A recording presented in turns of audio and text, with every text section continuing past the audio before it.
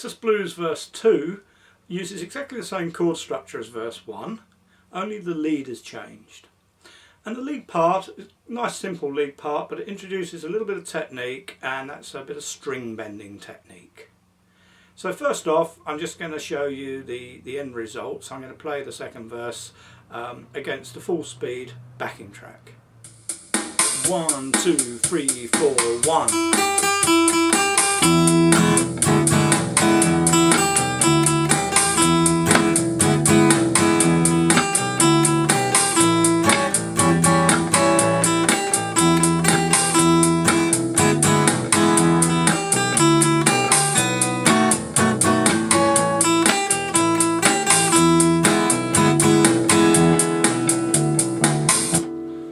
Okay, so let's just look at the tab for the first phrase.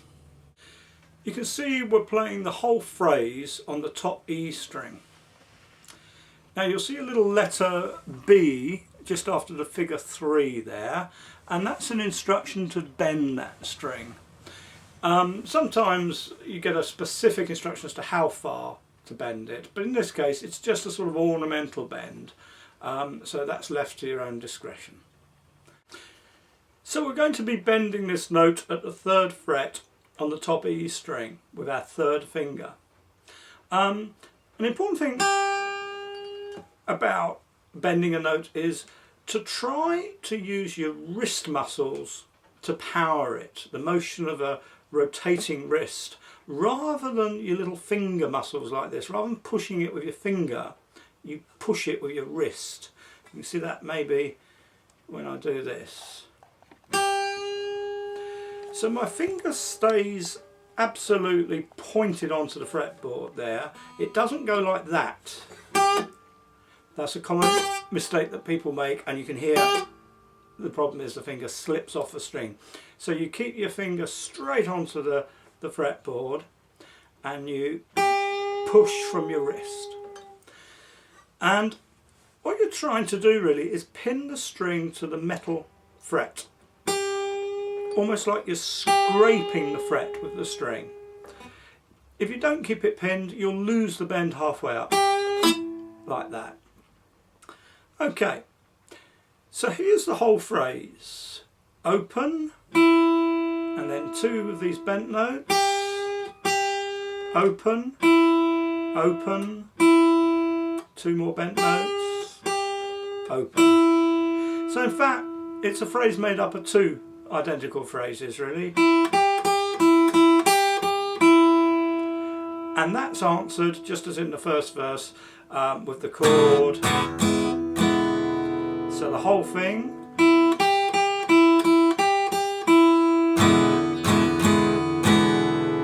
and then that's repeated again to complete the first line.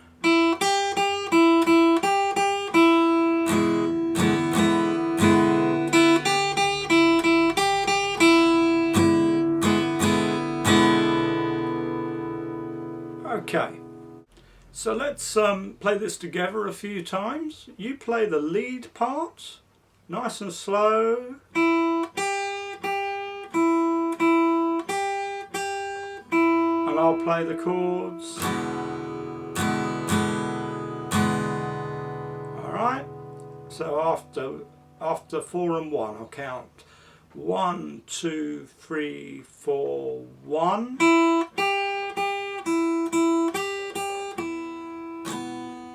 Your turn.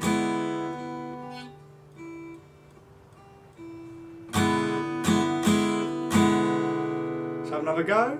2, 3, 4, 1.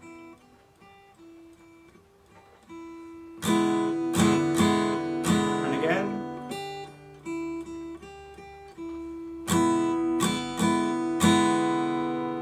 Alright, so necessary. Spend a bit of time practicing that until you get it up to at least that sort of speed, and then perhaps pause, rewind that bit of video a little bit more so you can play along with me there, and once you've got that up to speed we can move on. Alright, now the second line is actually quite easy because it's simply repeated the first line. Blues often does that. It often keeps the same phrase even over the chord change, and that's quite effective, as you're going to hear when we put all this together. Alright, so here's the tab for the first 2 lines, and here's how it all sounds. 1, 2, 3, 4, 1.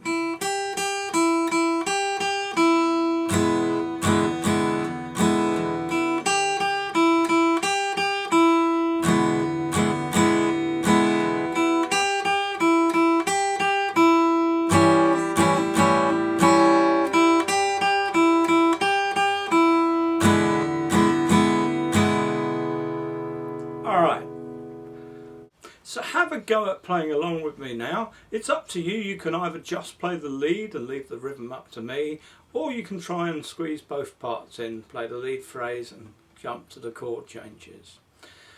And we'll just work over these first couple of lines, first 8 bars. So remember, we're going to come in after the 1 beat. I'm going to count 4 and 1. So we're going to go 1, 2, 3, 4, 1.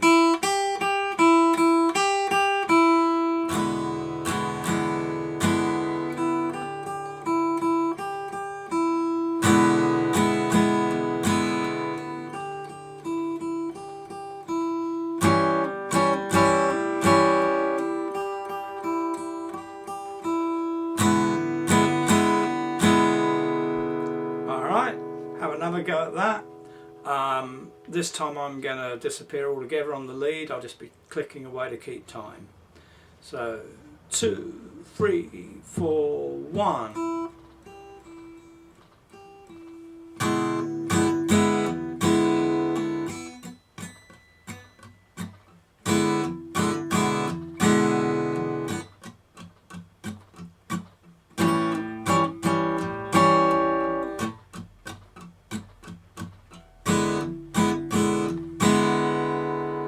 Alright, so have a few goes over that, and again, once you're up to speed with it, move on to the next bit.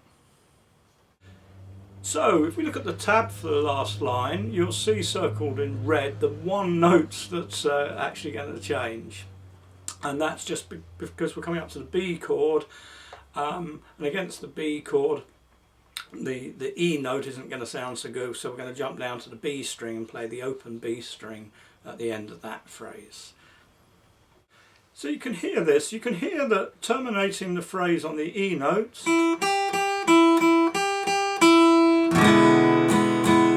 fits very nicely with the E 7th chord, but also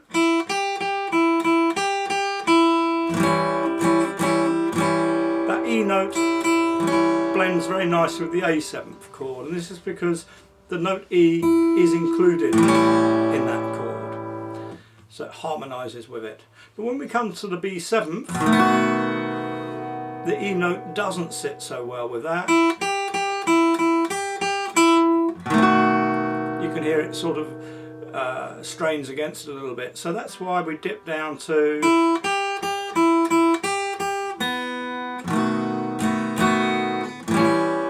here that makes a neater change. So if you remember, we go to the B string just before the B 7th chord. So that whole phrase, beginning of the last line, should sound like this. And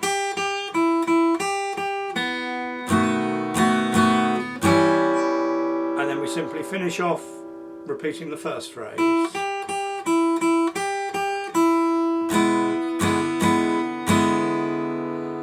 Okay. Now I just want to make the point, you can't always fit everything in, and there's a golden rule in music that it's better to play the wrong thing at the right time than the right thing at the wrong time.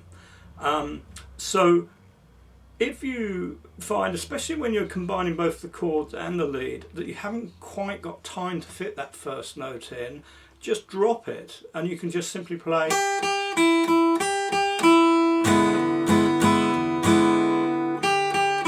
rather than playing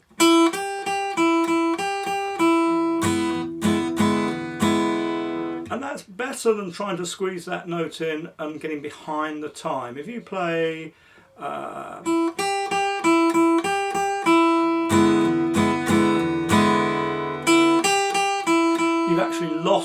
flow of the thing because you've been trying to get that extra note in. So if in doubt, just head for that note instead. And this is a golden rule in all performance really. Timekeeping is the most essential thing in music to keep the flow of things going. Okay, so there we go, that's the whole of that verse sort of mapped out. So now we're ready to play the whole thing through from the beginning. Let's play it together, and again I'm going to play the lead part faintly to begin with, just to help set the course for it, and then I'll sort of dip out and let you take that part over. If you want to play along with the rhythm as well, that's fine, but otherwise absolutely fine just to stick to the lead for now as well. 2, 3, 4, 1.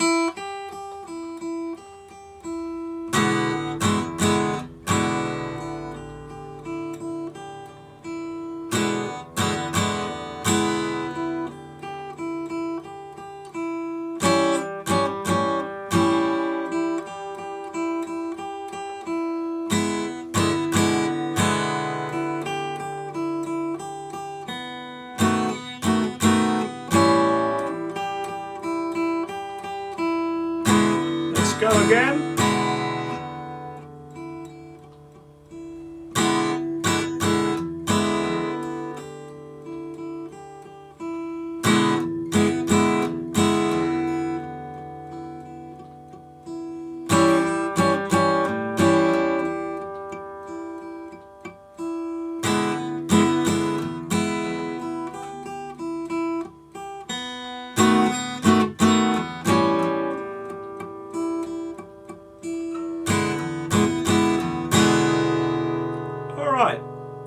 So, hope you got on fine with that. If you want to go through that a few times, by all means rewind and run through it a few times.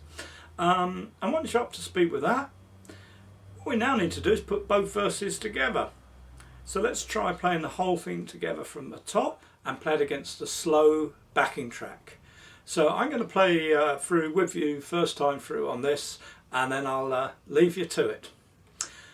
So in a moment I'll set the backing track up, but do remember anytime you want to play along to that backing track you can access that from the toolbox to the right of the video screen here. Alright, so have some fun with this, and I'll catch up with you again in the next lesson when we'll do verse 3. 2, 3, 4, 1.